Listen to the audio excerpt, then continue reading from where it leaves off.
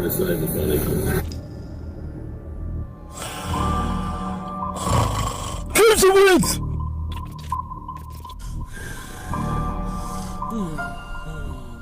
Mystical Assassin! Friends, Mark Holmes and the Cowboy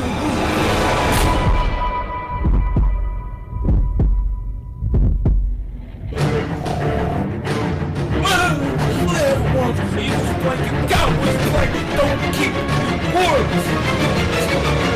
Jesus!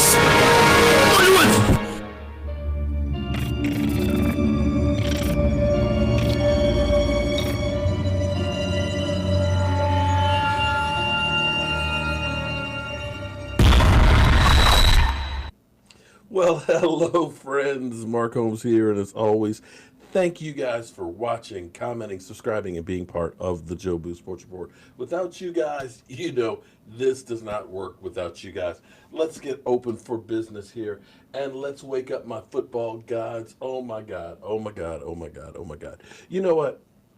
I'm going to have a little bit of fun this evening, okay? Philly 500, you know, I know that some people are going to be out there like, why are you doing this? Because this is football. And there's no crying in football. If the Cowboys were bad like they were last year in the first half, when people constantly rode my behind, well, you know, I just had to take it.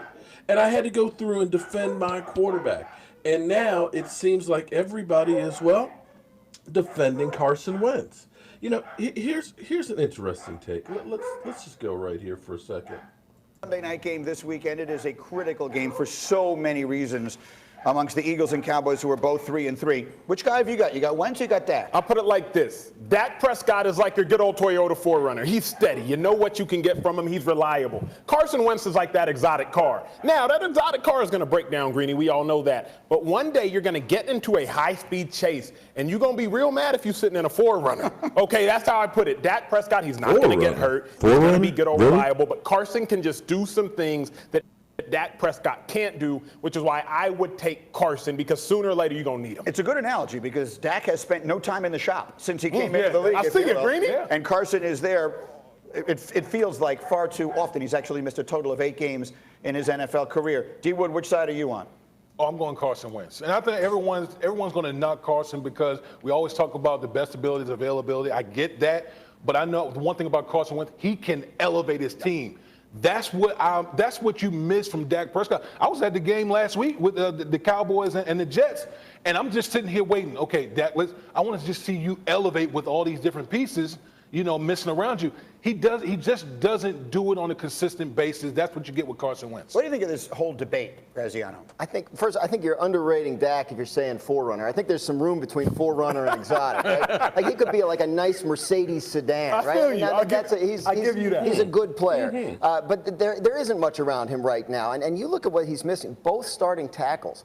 And the more you talk to people around that organization, I mean, Tyron Smith, the left tackle, might be their most important player on their team, because when he's not there, the offense just doesn't work. Ezekiel Elliott's not as good a player when he's not there. So I think, you know, Dak Prescott has shown himself to be a good, high-quality NFL quarterback and has, point blank, accomplished more in his career so far than Carson Wentz has. Okay.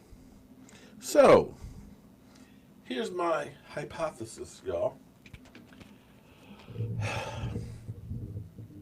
I enjoyed myself yesterday listening to Lord Brunson's live stream. No disrespect, Lord. He was in his feelings, though, about Carson Wentz, because they are defending him like I was defending Dak Prescott, because people kept calling, you know, Dak trash cut, dink and dunk Dak. Dak, he is a 4th-round quarterback. You know, they said every single thing they could about Dak Prescott to bring him down. And I would say, listen, we lost Zeke Elliott for 6 games. Tyron Smith's out. He's taking sacks left and right. Oh, Dak sucks. He's taking sacks and everything else. You know, he can't get out of his own way. I mean, literally. Well, here's the thing. You always seem to hear everybody always side with Carson Wentz. They talk about him elevating the team and putting the team on his back, and that he can do things that Dak Prescott can't. I'm here to actually say that I'm almost going to think, or I think personally, that he is basically a 3-week wonder. 13-week wonder. He had 13 weeks when people weren't expecting the Eagles to do much of anything, okay? The Eagles were coming off of being in the basement in the NFC East, having a fourth-place schedule, having a bad rookie year, and people really weren't thinking about Carson Wentz being that guy. And for 13 games, he was that guy. You look at his numbers, those 13 weeks, I agree. He was on an MVP tear. But that's the only time that you can really look at Carson Wentz and say he was an MVP. Because let's just, hypothetically, just follow me here for a second. Somebody needs to let the dogs out. They're going crazy. Maybe my wife's home. But his rookie year, and this is the thing that always gets me, is because earlier on this year when they were comparing Dak and Wentz, they would say, oh, well, don't count the rookie year because his rookie year was bad and Dak's was good. You got to check everything. I mean, last year, this year, hurt, not hurt, it's all the same. It's how you perform on the field. You are what your record says you are. And here's what he had his rookie year. He was 7-9, 62.4% completions. Let me highlight this there. 3,700 yards, 16 TDs, and 14 interceptions. Basically a typical rookie season. Now, for the 13 games he played his second year, 3,200 yards, 3,296 yards, 33 touchdowns, 7 interceptions. I agree. He was on an MVP pace. He was phenomenal. But I will put with that he had probably at least the second best offensive line. He had the third best rushing attack, and he had great receivers, which goes ahead and talks about this whole thing that you don't have to have people around you. Clearly during that time, he had people around him. Since that time, since he came back from injury, he's 10-11. This year, you look at the stats. He's got 2,200 yards, 61% completion percentage, 16 TDs, 4 interceptions. But here's the thing.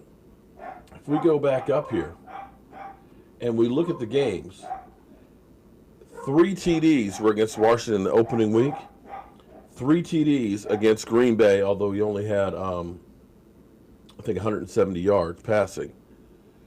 But since that time, the last 6 games have been terrible.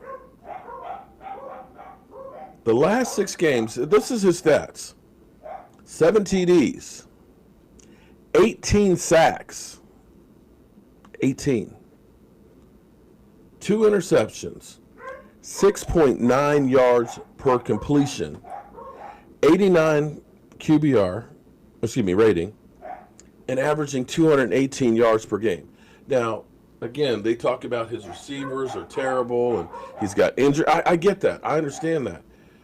But it just amazes me how everybody is still believing that this guy is the best quarterback in football or an MVP candidate or still is better than Dak Prescott. If all these things that you slam Dak for, saying that he was a dink and dunker, well, he's averaging under 7 yards of completion. If you're saying about not being able to close out the win, even though he's got drops, they're third most in drops. Well, currently the Dallas Cowboys have more drops than the Eagles do. And when you talk about elevating the team and doing things that Dak can't, I just don't see it. And it's time to call it like it is. Carson Wentz has regressed. I don't know if it was from the knee injury, which led to the back injury, that his mechanics changed, because here's what happens when you have an injury. You begin to favor it. It changes how you stand, how you walk, how you run. It changes the dynamics of everything. But Carson Wentz is not the same quarterback that was leading that team to a Super Bowl. And it's time to start understanding and seeing that. Now, Eagle fans, I know I haven't seen you much lately. You've been kind of to yourself and in your feelings. I get that. I know you want to be a fair weather fan and ride my behind when times are good for you and bad for me. I get that. But that means, you know what? As the great philosopher said, if you're going to walk the walk, then talk the talk. I'm walking and I'm talking. So, Philly, I still love you, bro. I'm Mark Holmes, and, well, it looks like Carson Wentz has regressed. Feel free to troll me right about now. I'll see you guys soon.